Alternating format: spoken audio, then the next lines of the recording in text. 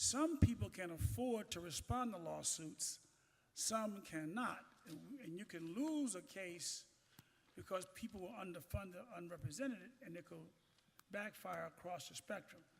So I'm chatting a little bit because I want you to think about how we organize. The Divine Nine, for example, one of the great things about Vice President Harris, I know probably nobody in this room thought they would see one African-American president. I know I didn't. I had hopes for it. Now, we're on the verge of seeing two. What's the difference? One, female. B, HBCU graduate.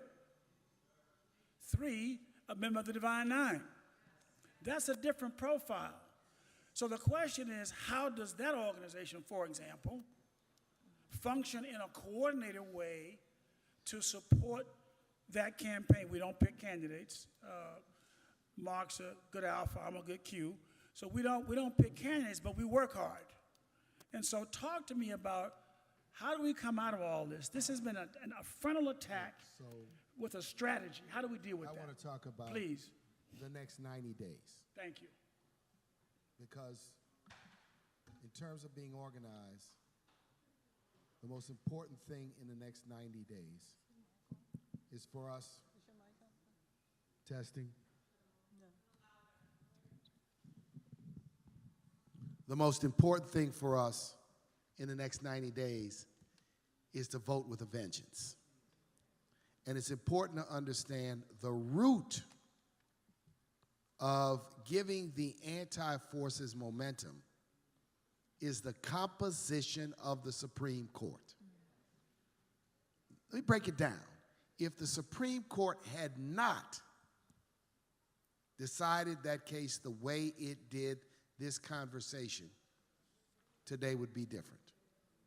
And who the next president is will determine how the district courts and the courts of appeal are populated over the next several years. It is crucial that, yes, we need a better organized strategy. Yes, there are many working hard on this issue. But politics matters because public policy matters, because the law matters. I had a guy when I was practicing law, I run into him outside the courthouse, the federal courthouse in New Orleans. I'm going in for a case. He stops me, he says, "Man, I'm hot, I'm angry, I'm mad." I said, "What happened?" So he starts telling me about how a particular judge in the courthouse, in the federal courthouse, had ruled against him in some case. He says to me, he says, "You know what?" He says, "I'm going to work like hell when that judge comes up for re-election to see that he's defeated." I said, "Sir, that judge is appointed by the president for life." He said, "Appointed for life? What are you talking about? Don't we elect judges?" Well, Louisiana elects its state court judges. He was not aware that when you vote for president, you vote for judges. You vote for federal judges. And I cannot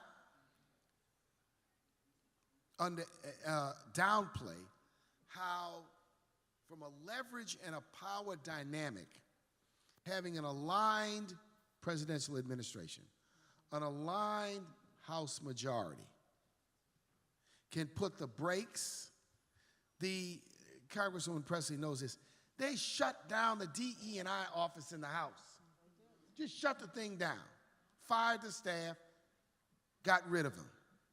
We have got to focus on what we do not have is Ed Blum and the Project 2025 crowd have bundles of money, millions and millions of dollars from wealthy conservative donors who finance litigation, research. We have to patch it together in a very different fashion.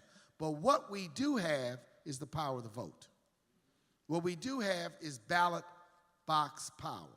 And time again, whether it's 08 or 12 or any number of local elections historically where we elected black mayors or black people to Congress or aligned allies to Congress, we have shown time and time again that when we exercise our power, we can impact the outcome of an election.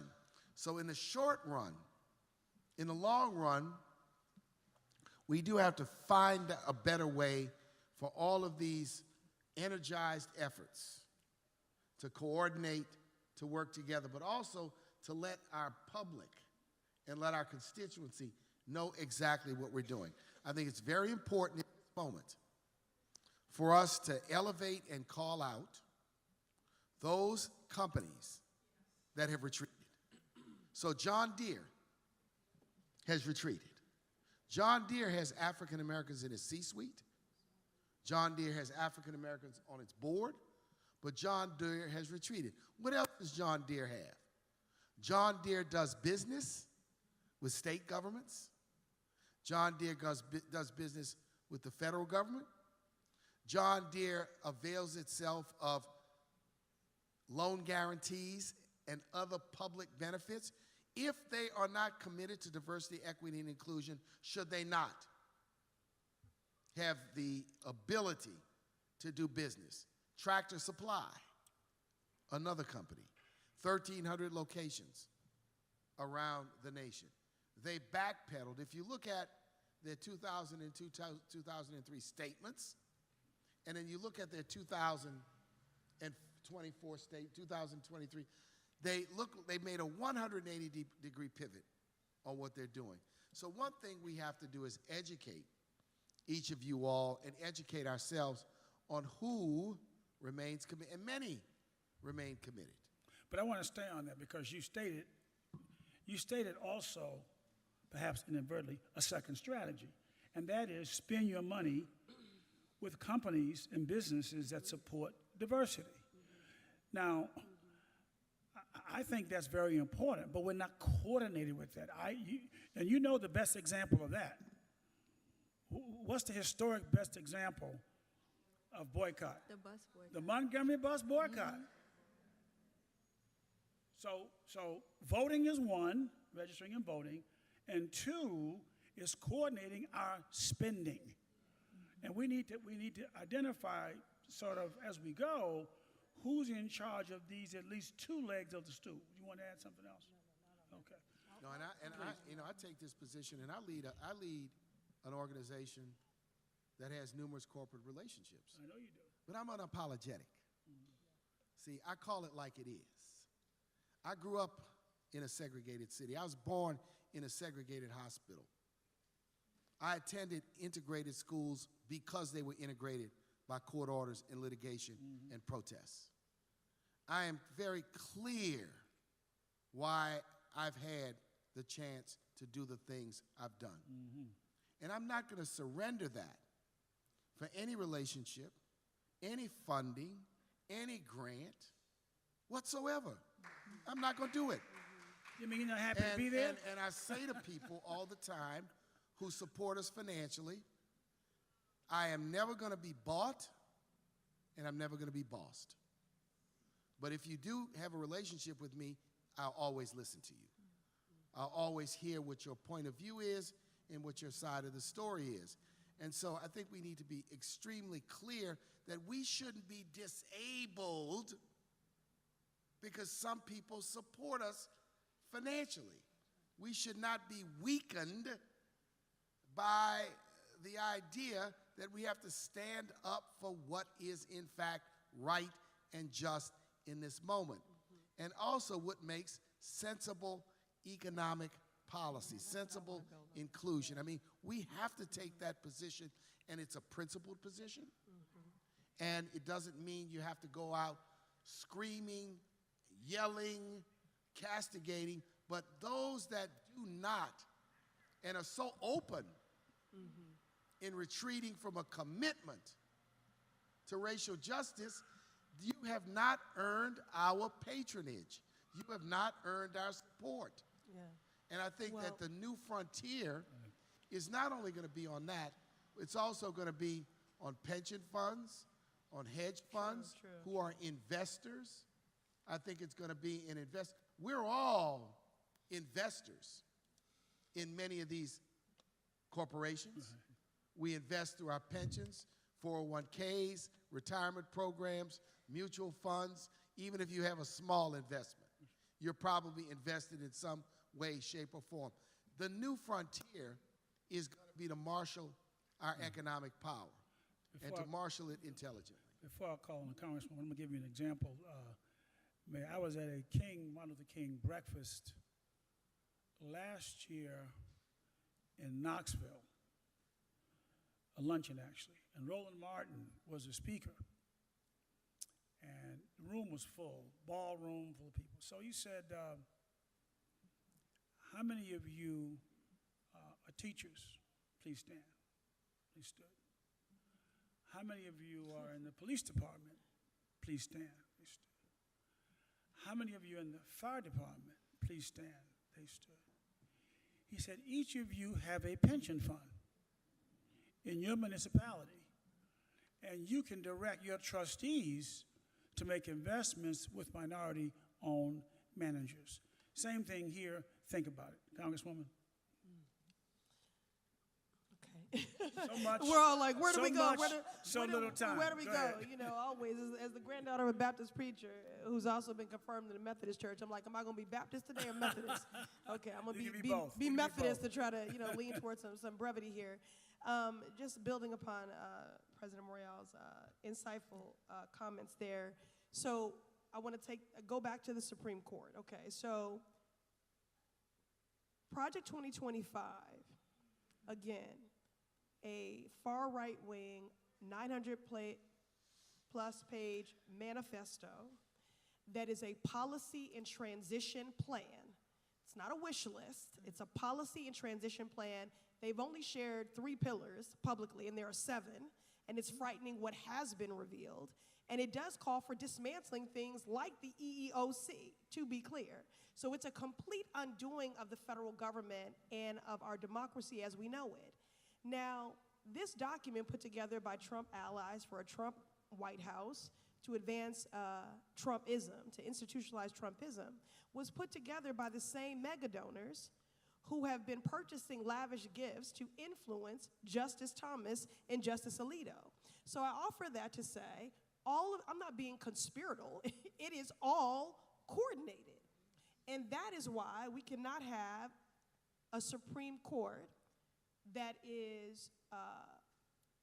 there is not a binding code of ethics, that we don't have thorough investigations into impropriety, a Supreme Court with term limits, and an expanded court, one that is actually balanced, that is operating in the additive of justice, not the absence, and repeatedly overturning the will of the majority of the people and legislating from the bench. So elections matter.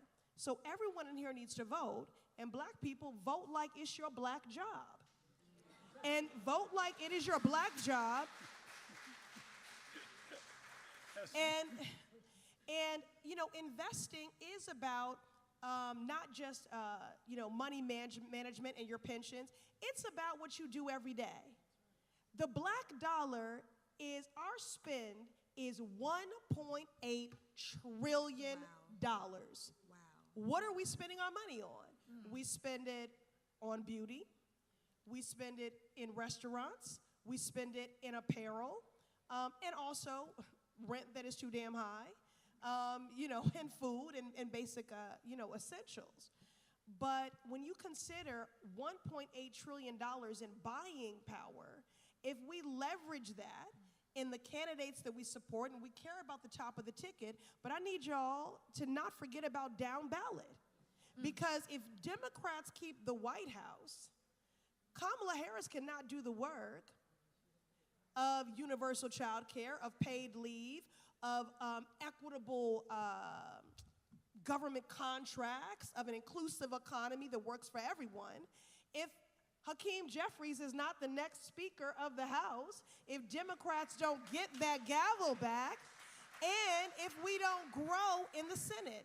Finally, as I serve on the Financial Services Committee, when Maxine Waters was our chair, and she will get that gavel back, she stood up the first ever Diversity, Equity, and Inclusion subcommittee, the first ever, on the Financial Services Committee, because we needed to mandate that practice, which again is not just, it's not about benevolence.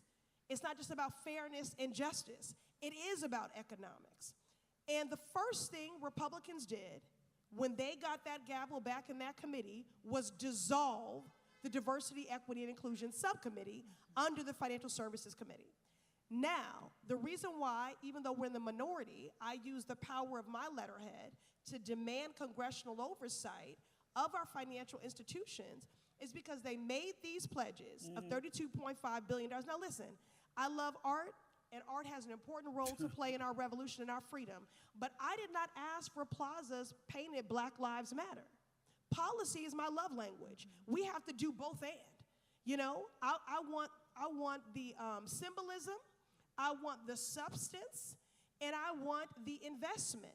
$32.5 billion when we still have disparate lending when it comes to home loans, business equity, and all of those different things, and bank branches closing. In my district, well, let me just go national. 1 in 5 Americans are unbanked. In my district, 10% are unbanked, 20% are underbanked. And the projections in terms of the cost of inequality and an economy that is not inclusive, I think the projections for our GDP since 1990 are $23 trillion. $23 trillion. So President Morial is right. This is why I'm fighting to hold the 5 biggest banks accountable for these pledges that they have made, because it is consistent with this moment that we must meet and this so-called reckoning that we said we were entering into when there's just been a pendulum shift in the other direction because of the chilling effect of what's happening in our courts. I want to push last question, then we'll open up for some questions from the floor. We can recall when certain states, principally in the South, if they were going to change voting locations and so forth, would have to get permission from the Department of Justice, DOJ. And the Supreme Court said, well, look how many African Americans have voted. You've had an African American president. We don't need to do that anymore. So that was gutted. I'm going to add that to Sandra Day O'Connor's decision about 25 years, we should no longer be talking about race. Now, when Harris becomes president, that cry is going to come again. In a Supreme Court decision. Because much of this, as we know, is a backlash to 44. Right. You know. So, my friends, in 5 years, will we be having a DEI conference? In 7 years, we'll be having a DEI conference. And if so, why? We will. Why? We will, because the march to justice is long and hard. And not only is it long and hard, it swings. And the swinging is something that has occurred since 1865. You know, I could go through the historical antecedent. Congress passed a civil rights bill in 1875, comprehensive civil rights bill. In 1883, the Supreme Court, which had been captured by right-wingers after the Hayes-Tilden Compromise, struck troops out. Yep. significant provisions in that 1875 civil rights bill down.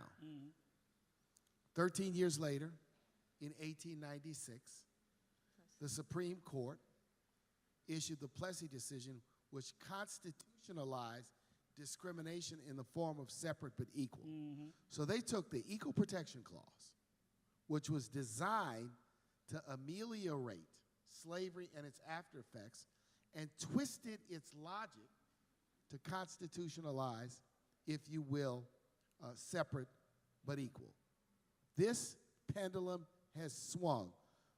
After the Brown versus the Board of Education decision, the Southern members of Congress and the Southern senators issued the Southern Manifesto, just like Project 2025. It was an edict. I call it the Dixie Manifesto. Its fundamental principle was segregation today, segregation tomorrow, segregation forever, and we will never, ever yield on a civil rights bill.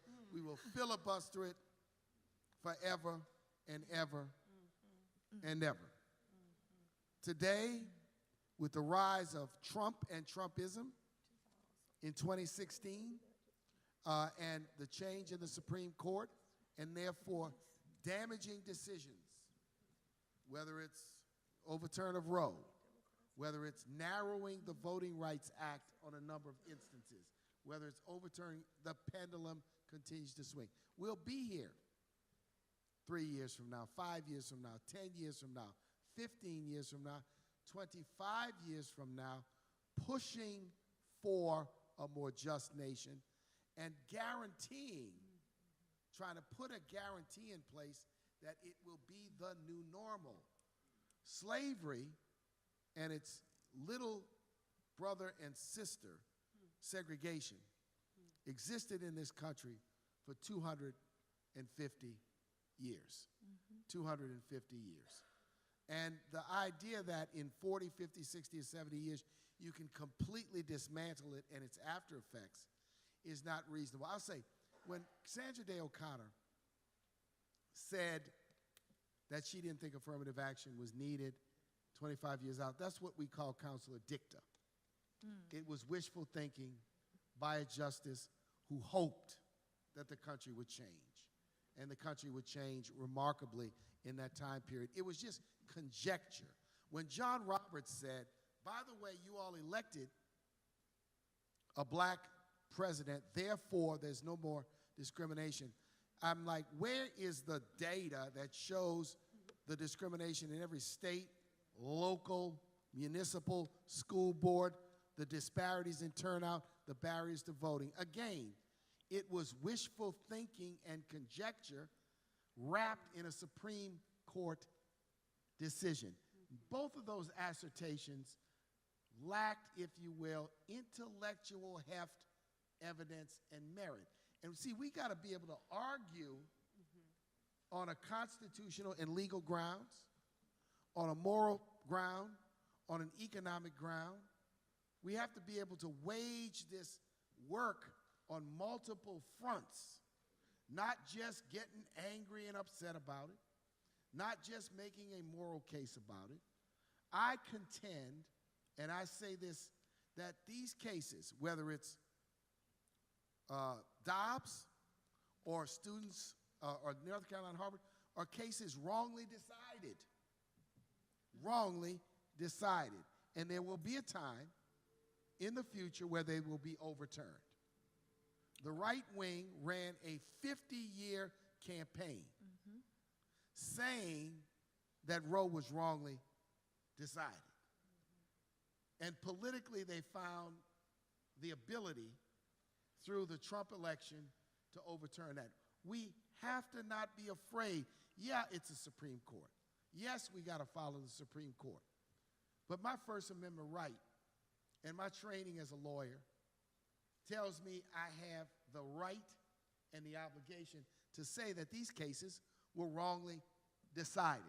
And we are going to fight for a day when indeed they're overturned. So this fight is going to go on. Right. We got to buckle our chin straps.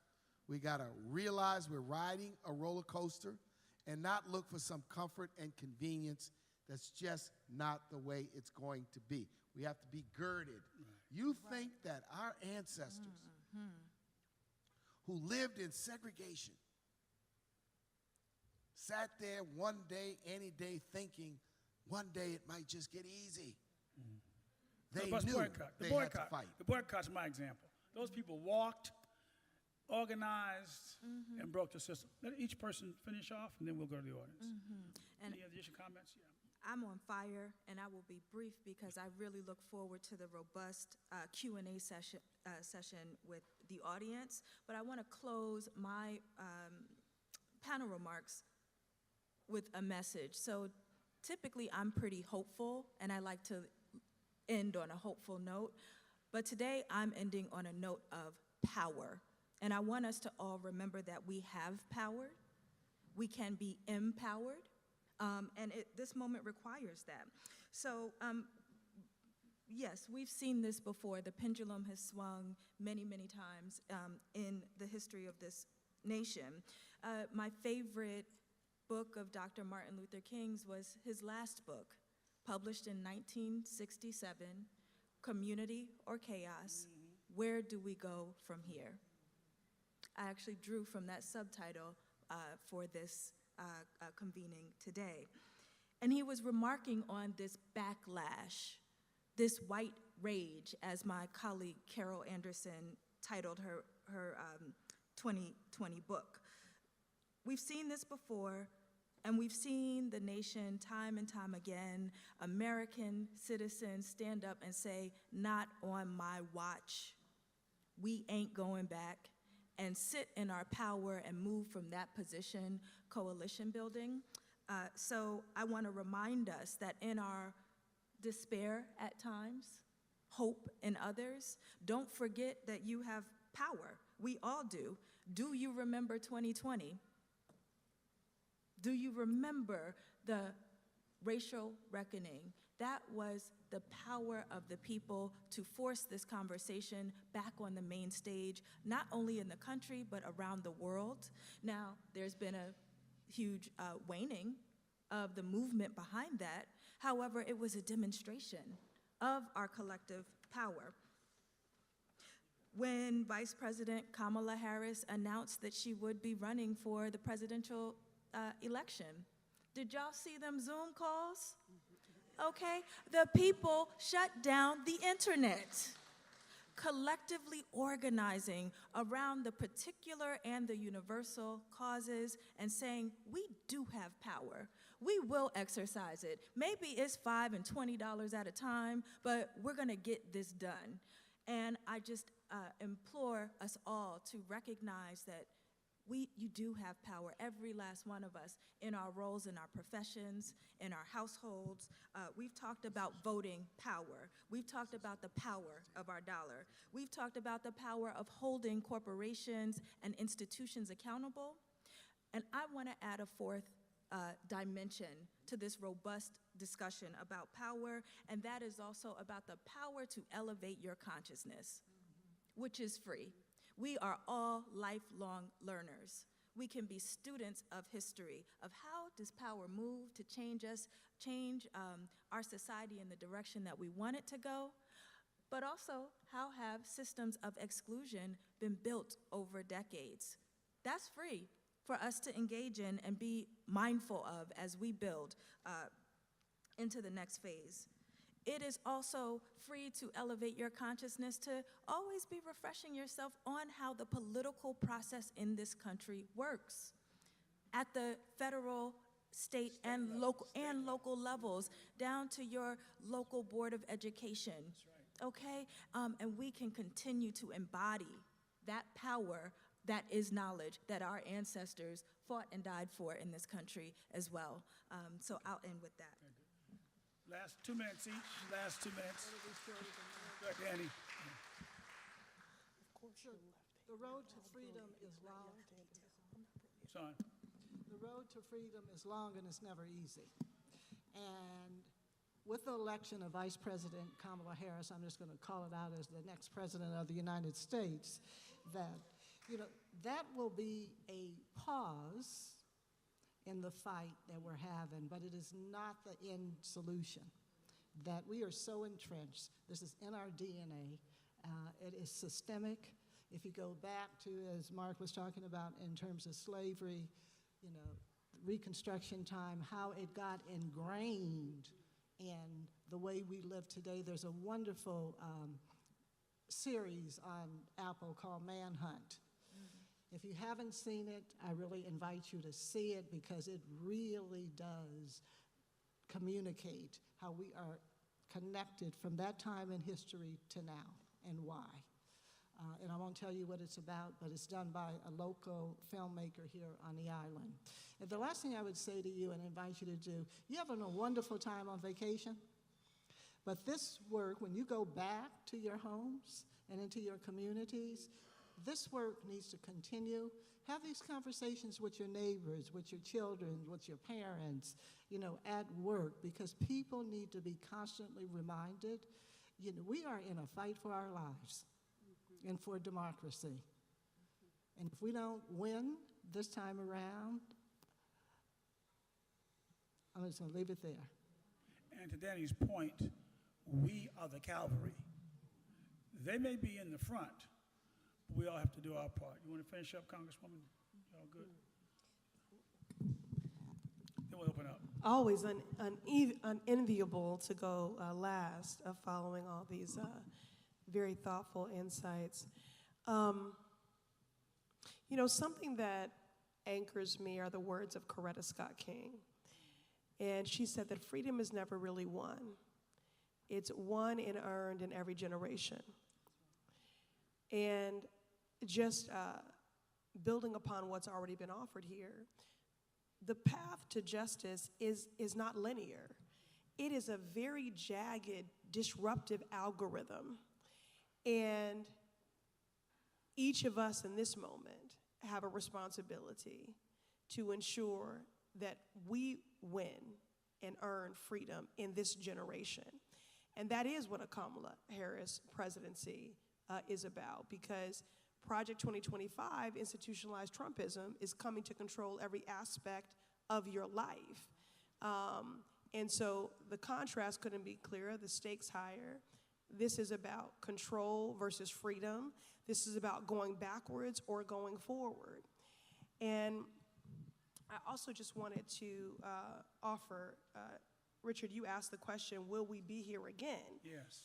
We will most certainly be having this conversation again, because we have not even talked about the impact of artificial intelligence. And so when you talk about those implications, not only on the future of work, not only on our democracy, not only in this moment, and interference in our elections, and disinformation and misinformation, or my work in the Financial Services Committee, where a decision that's being made around lending or screening is now going to be AI, there's no explainability, there's no recourse there. So how do we ensure, when there are biases in these algorithms, that they don't perpetuate those inequities and those disparities that already exist? So we will most certainly be having this conversation again. And when I think about movements, and you talk about that boycott, all effective movements have two things: strategy and stamina. Three things. Imagination. Imagination, strategy, and stamina. And this is our challenge and our call, because boycotts right now are short-lived. And so I will just leave with you words that I offer in spaces like this that have stayed with me the last 5 years when I was organizing an indigenous community. And as I was leaving that reservation, an elder said to me, "Be a better ancestor than descendant." And I leave that with you because in every action you make, when there are attacks on our intellectual freedom in academia with book bans, when there are attacks on our democracy to suppress the vote and impact our power to vote, when there are efforts to undermine the power of our dollar, what is the love letter that you are sending to future generations? And move with that power and that agency in every decision and every choice. And vote like it's your black job. Let's give the panel a good hand, please. Dr. Red, Shirley, just stand up. Stand up. You got to stand up. She's at a microphone. Now, move to the middle, Shirley. Move to the middle. Just move to the middle. Yeah. Now, she's going to hold the mic. No speeches. You can ask a question. You're a little different. You go ahead. Hi. That's Mark's wife. Hi, my name is Michelle Miller, full disclosure. my husband's on the panel. But to his point, and to all of your very incredible job up there, but you know, I look at the last 20 years, and we can go back 50 really, because there has been an offensive and there has been a defensive. Right. And we were once in the offensive mode, and now I think that you know, certain, like this process that we're in now is in the defensive mode. Clearly. So I'm curious, what test case, what kind of case does, I don't know, because I'm wearing two hats here. I'm a person, and then I'm a journalist.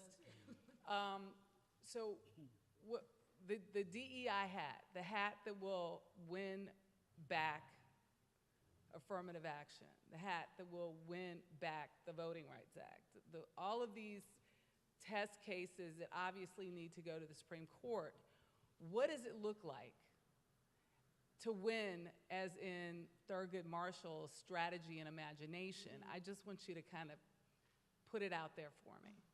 I'm curious. Well, just to give you 2 seconds, you are right in this sense. I'm glad you mentioned Thurgood. Charles Hamilton Houston set up at Howard Law School as the dean there. And he had a strategy to attack separate but equal.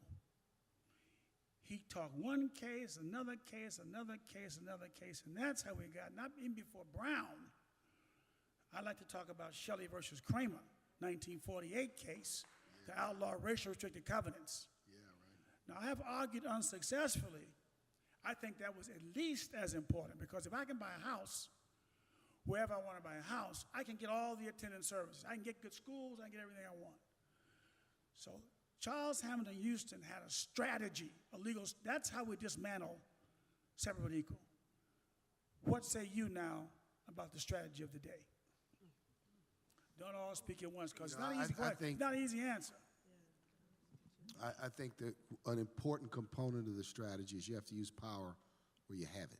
Right? And I think that maximization of voting and then holding those we vote for accountable is fundamental and essential, because we demonstrate time and time again that our votes, black people's votes, along with the coalition partners we have, can make a difference in the outcome of not only presidential elections and congressional elections and Senate elections, but local elections.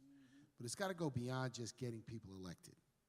It's got to go to them carrying out an agenda and being strong advocates and implementers and executors. That's where we have power. Second, Mark, can I just stay on that for 1 second, because I think it's important.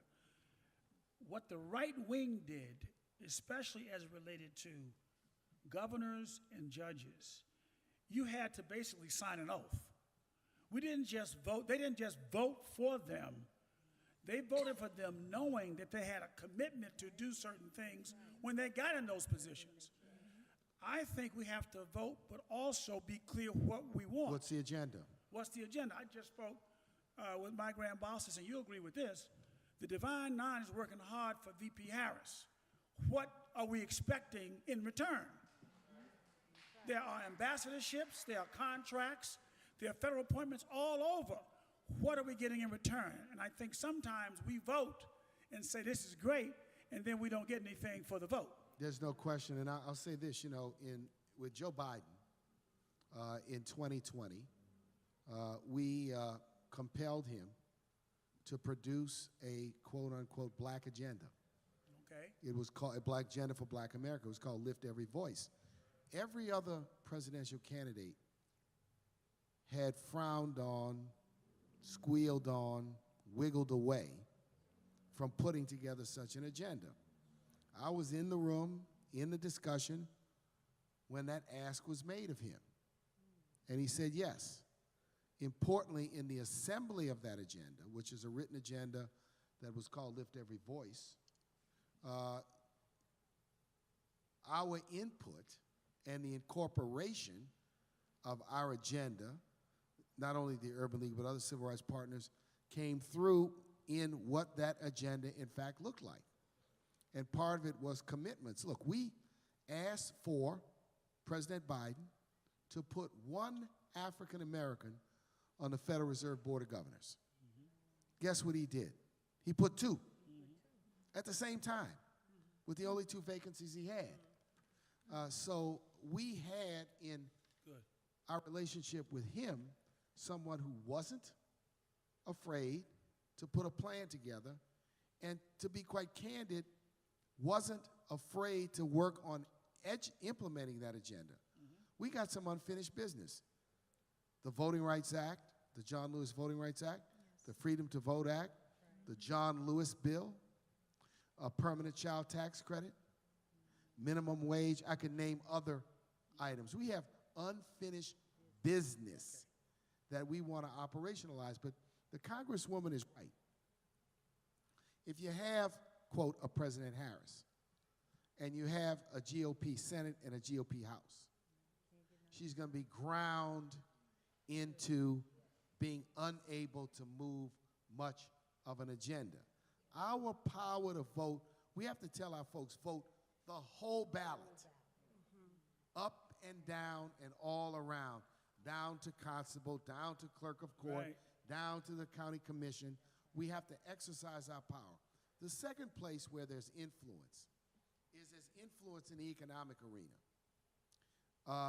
The spending power of African Americans plus Latinos plus Asian Americans is now nearly $5 trillion. As a quote unquote nation, if these $5 trillion represented a nation, we'd be the third or fourth largest economy in the world. And these communities, Latinos, African Americans, and Asians, the communities and the percentage of the American consumer spend is growing exponentially year over year. We have influence. We have power. If we can exercise it, if we can constructively. I had a business leader tell me from a major consumer products company, he said, I'm going to tell you about DE&I. It's our growth strategy. We're doing it because it's our growth strategy. So we're not the noise is not about growth. That's right. And so we're clear that we know who our consumers are. We know what the pool of our employees looks like. I mean, you do have some who understand that fundamental point of view, consumer products companies. But we have to push at every single measure in order to do this, because I still believe it's the redemption of the nation. So where do we have power? How do we exercise it? How do we marshal it? But I cannot tell you how influential voting is when you elect good people who are serious about carrying out an agenda. It makes a huge difference. Joe Biden was asked to commit to a black woman vice presidential candidate. He did it. He was asked to And he did commit it. to a black woman Supreme Court justice. He did it. How many times have politicians made comments, and then when the time comes, they start crawfishing? They start backtracking. Mark, I Let me let can I Congresswoman. just Yeah. want to build on that Go and ahead. say, okay, first of all, we have to give ourselves permission to be unapologetically black. And we have to flex our power so that our next president can do the same. Because sometimes I think we don't get that the harm that has been done to black folks was race conscious, it was precise, it was pointed, and so we should be able to be just as strident in the work of undoing the harm and in charting a new normal, because like I said, when we get free, everyone else does. So I am about the work of all liberation and freedom for all those that are marginalized. And I think it is okay for me to say, I want black folks to get free. And that's why we need a black agenda. Now, the other problem we have, Richard, to your point, so when you ask the question pointedly, what's our counter to Project 2025? None of us can really answer the question. Because we have a decentralized power structure. Everyone has a different message and a different way they're getting at this. So we don't have a uniform message to populate and strategy that we're all saying the same thing. And they do. And they do. And the other problem is that how we perceive information is bifurcated across so many platforms. So you don't even know that you've benefited from a black agenda from the National Urban League, because can we hit enough saturation on TikTok, on Instagram, on Facebook, on YouTube, on cable news? No, because everyone isn't saying the same thing. And that is why myself, as the lead negotiator in the House, pushing this administration on student debt cancellation, that you think that just happened. That was one of the things as a part of the multi-generational, multiracial coalition that delivered that White House, that ran on issues-based activism, that said this is an economic justice and racial justice issue. Black students borrow and default at higher rates. Even if we have gains in income, we're not building wealth because we can't start a business, we can't purchase a home, we're paying a mortgage before we have a mortgage, and this is choking us. And because myself, Mark Morial, the NAACP, and others would not let up because we had imagination bold enough to say we're going to get free from this debt, that we had strategy, we had stamina for over 2 years, that an issue that the administration said we don't have the authority, it will be regressive in impact, they are now running on it. They are running for re-election, and many people, through public service loan forgiveness and income-driven repayment programs, and while we keep fighting for broad-based relief, people have had their debt zeroed out. Now, if the Supreme Court, all roads lead to these people, had not blocked the president's executive action that we pushed him to take, 43 million borrowers would have felt that relief, and 1 in 4 black borrowers would have had their debt zeroed out. So we don't have an answer to your question, Richard. And I would say to Divine Nine and HBCUs and people that are organizing, if you stay ready, you don't have to get ready. Let's get her over the finish line. But then when we come to you for names, when we come to you for the ideas, be ready. But we're going to all have to get in a room. And we're going to have to all be saying the same thing. And we're going to have to all be oaring in the same direction. But that is challenging, different from the early chapters of the NAACP movement, because I think the leadership was more centralized. Now it is completely decentralized.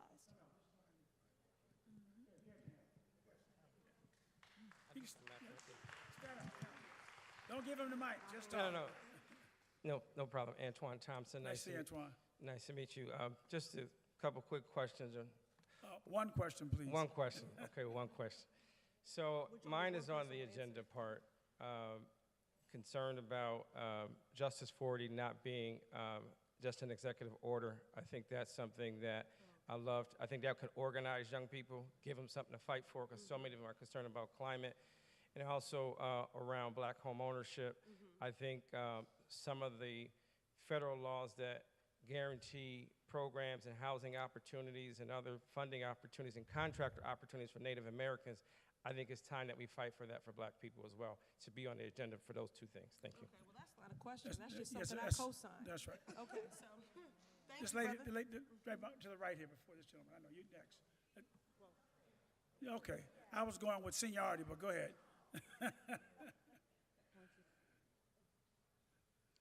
Hi, my name is Morgan Kokram, and I'm a corporate attorney based out of Atlanta, Georgia.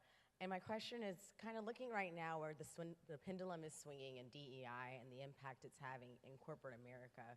What advice do you have to those like myself who are in the early and mid stages of our careers in corporate and are dealing with the day-to-day impact of either DEI programs being completely washed away and taken away from our companies, or being so diluted that they've thrown in everything but the basket at this point, so it doesn't really impact us as much?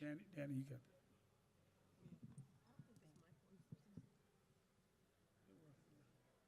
Thank you. So first of all, I would say you can't depend on a program. So you have to really do some, is this on? Yes. So you have to do some analysis and self-assessment about where you are, what your aspirations are, and then begin to look at pathways how to get you there. If you have a great DE&I office that can support that, you know, I did a lot of work with African American professionals, and I always take them back to what are your aspirations, and let's figure out how we create a pathway for you to actually obtain them. And you can't depend on a department. You know, they do help create a culture of inclusion, and oftentimes with promotion and development, but really at this point in time is how can you proceed and be successful? And what are your strengths? You know, what are your challenges? And then look around in your organization and identify people that might be able to support you in getting there. And they may actually be white leaders. They may not be black leaders. I'm just saying. Yeah, Is that's fair. yeah, no. You have to look for allies across the organization. We have power. Yeah. Next, go ahead. Thank you. My name is Wendy Deese, and there have been several themes that have been floated through this afternoon. One of them was about taking action. And if we look at the 44,000 women who banded together by word of mouth, by social media, et cetera, et cetera, et cetera, and we look at the people who are ready to act today, right now, why aren't we banding together and identifying those companies that are supporting Project 2025? You mentioned John Deere, okay? Starbucks has invested in the Heritage Foundation. If you think back to apartheid, back in the, what was it, the 70s, the 80s, or whatever, there was a list. Don't support Gulf Oil Corporation. Don't support Mobil Exxon. That's right. Don't support Shell. I still don't support Shell because of that. They're short-lived, and I agree with you, Congresswoman, that they are short-lived, but they are short-lived because we boycott until we get the action that we need. And with social media today, if you think about the bus boycott, Yes, okay, we didn't have social media. that's right. We barely had TV or radio. That's right. Yet, we banded together and we boycotted until change happened. Absolutely, I want to be So very great clear point. about this. Great question. I'm So- saying that boycotts are short-lived because we have a deficit of stamina. And that is why people can say, I support Colin Kaepernick and keep watching football. Because we have lost sight of the fact that support is a verb. It is a demonstrated action. So I believe in the power of boycotts. I just think we have a deficit of stamina. And I'm just suggesting, get those names out. I agree. Get those I company agree. I names out, absolutely and agree with people you. will boycott. I absolutely agree. I think one of the elements Excellent of the point. strategy has to be a research component Okay. that identifies all of these different issues that we're talking about today, because without the data, it's hard to communicate and it's hard to come up with Couldn't your agree more. strategy. Can we give the panel a hand, please? It's pretty much to 6. They'll be around a little bit, so please. And thanks very much for coming.